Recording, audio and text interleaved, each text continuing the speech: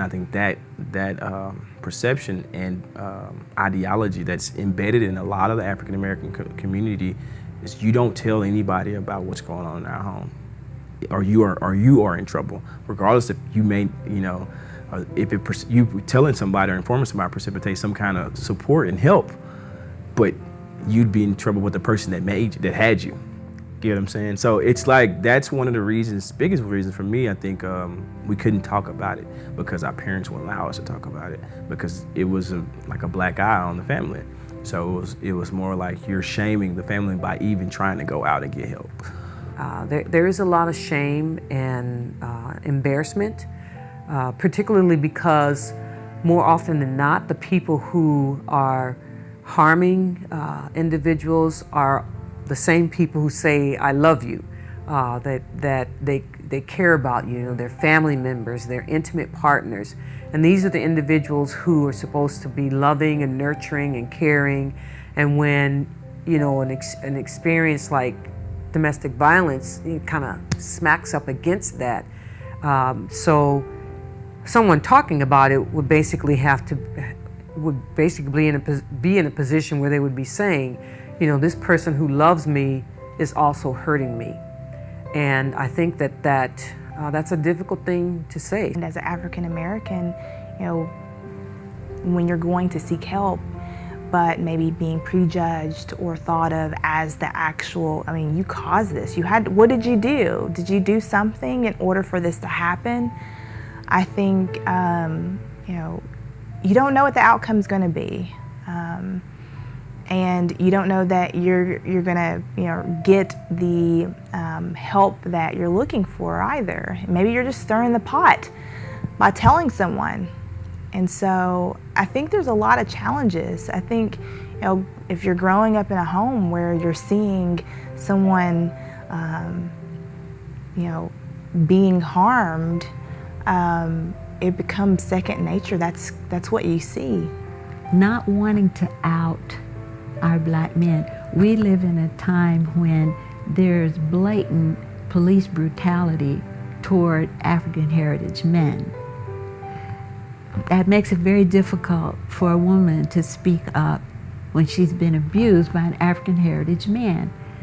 Nobody wants the consequence to be that he be shot down in the street, you know, and so we are more likely to stay in that abusive relationship and fight with that man rather than to turn to a culture that is quick to incarcerate him.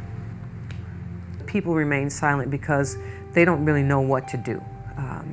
I know that there are many times in which folks might know what to do to help someone who has been harmed, but the individuals who are engaging in the violent behavior, sometimes it's really not knowing how to help those individuals or how to stop them can make it difficult for people to say something.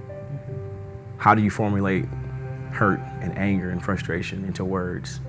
You can't always do that. It's not an easy position to have or take.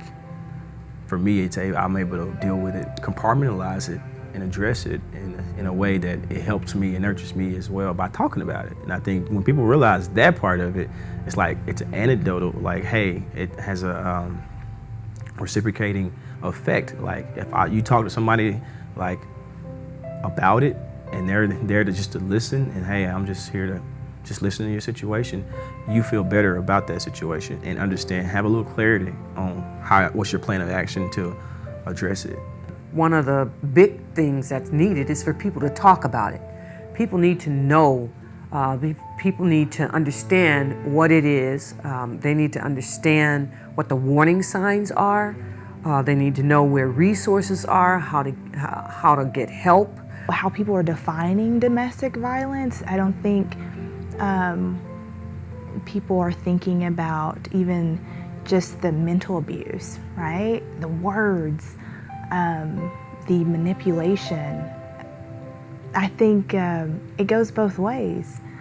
And so people could be dealing with it on a day-to-day basis, but they're not thinking that it is. until they're physically hit.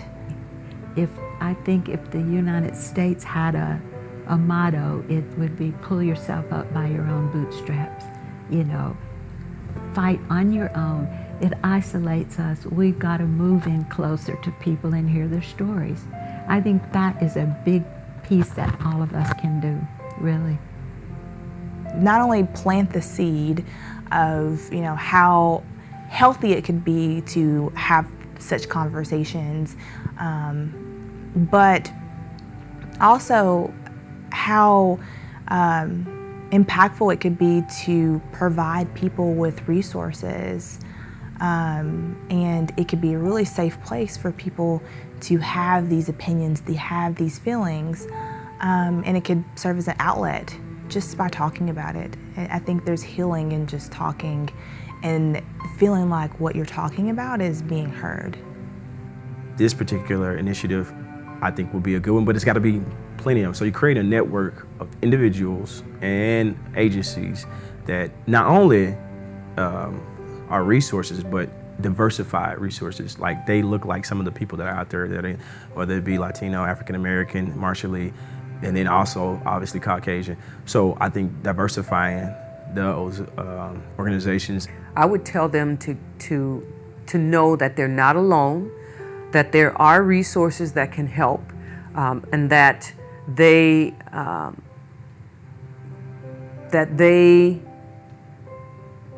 need to share what they're experiencing with at least one person that they feel comfortable and feel safe with, that they need to share it, need to talk about it. That's what I would say. Let's talk about it. Yeah. Let's talk, NWA. Let's talk, NWA. Let's talk, NWA.